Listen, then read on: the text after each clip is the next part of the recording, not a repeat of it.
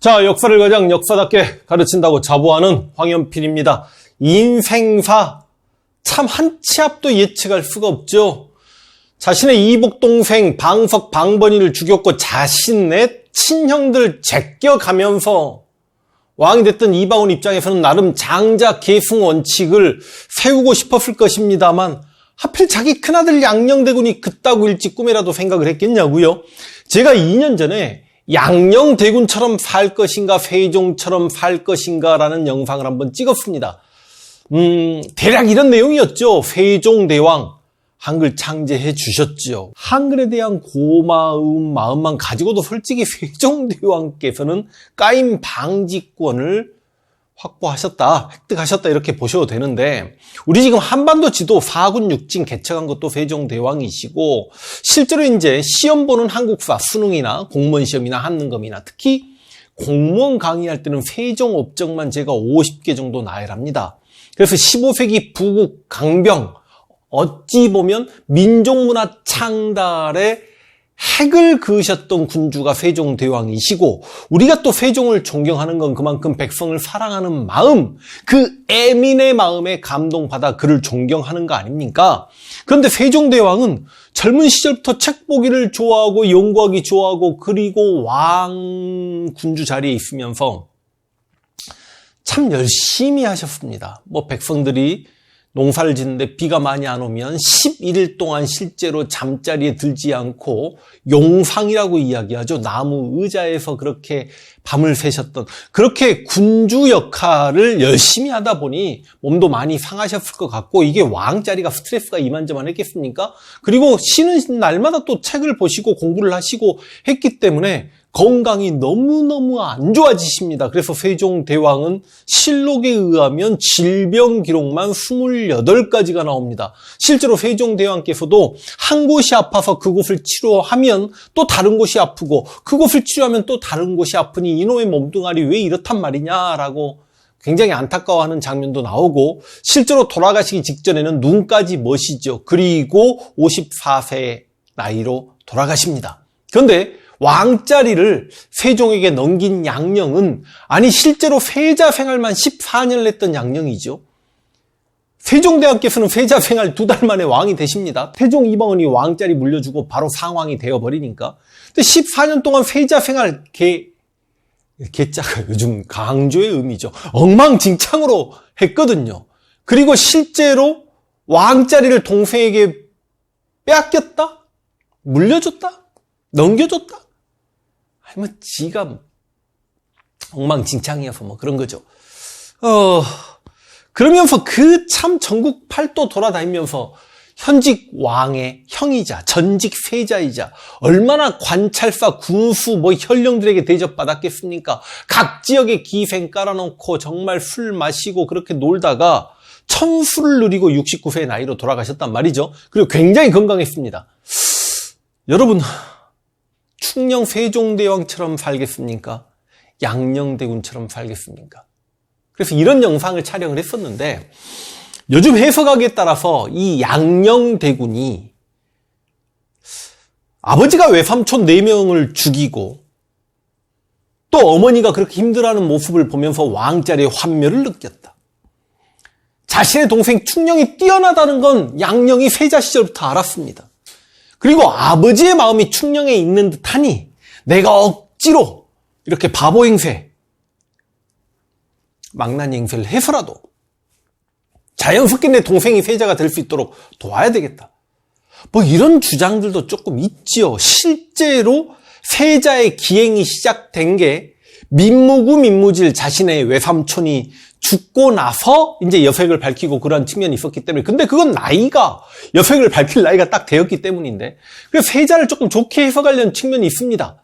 그 세자 양녕대군의 묘가 저기 동작구 상도동 저도 잠깐 그곳에 살았습니다만 거기 가면 묘가 있는데 이제 사당이 있습니다. 그 사당을 지덕사라고 합니다. 이 지덕이란 말이 사양하는 덕이란 뜻이라고 합니다. 그래서 실제로 조선의 왕들 그러니까 세종대왕의 후예, 세종대왕의 후예 중에 세조의 후예, 그리고 인조반정 이후에 인조의 후예, 훗날 숙종이나 정조 같은 경우도 이 양녕대군에게 사양의 미덕을 보여주어서 정말 감사해 했단 말이죠. 왜냐면 이때 양녕이 세자 자리를 지키고 있었으면 자신들이 왕이 안 됐을 테니까.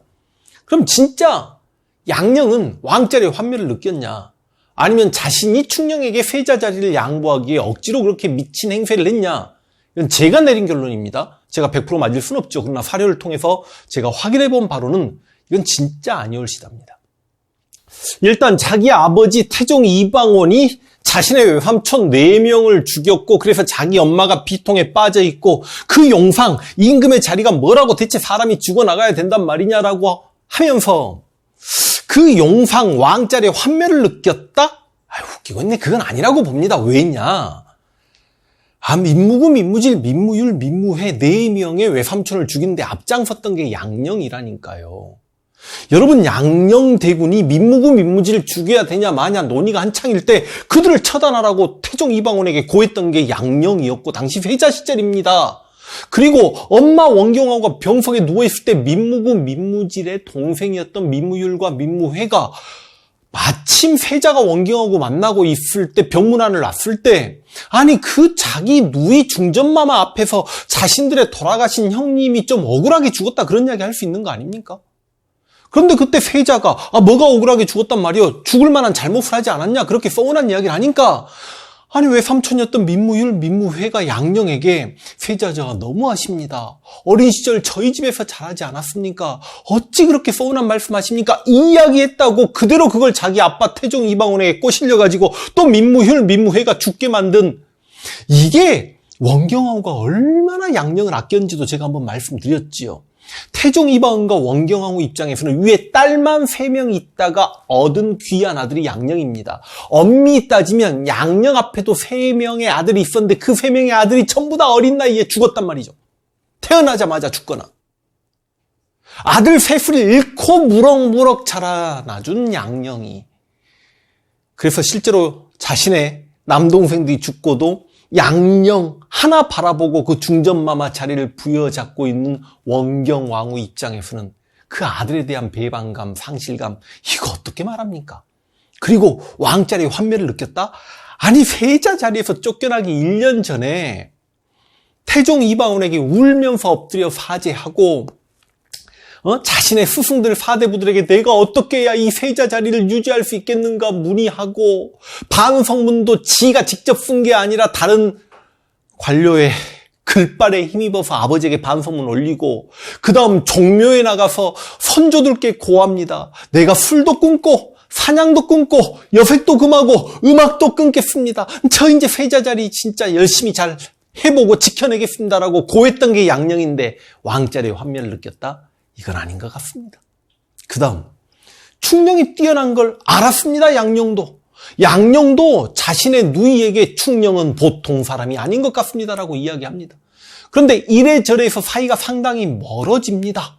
실제로 예를 들어서 양녕대군이 충녕 앞에서 옷을 이렇게 좋은 옷 입고 멋있지 않냐라고 했더니 3살 어린 충녕대군이 형님이고 세자 저하잖아요. 세자 저하에게 사람이 몸을 꾸미기 전에 먼저 마음을 다듬어야 되지 않겠습니까? 라고 해가지고 세자가 얼굴이 빨개진 상황도 있었고 그러다가 물론 세자가 진짜 또라이 짓거리 많이 합니다. 그 과정 중에 특히 매형의 첩을 탐하고 그 매형의 첩을 궁궐로 데려오려고 하니 충녕이 그걸 막아 세우면서 그때부터 완전히 충녕과 사이가 멀어집니다.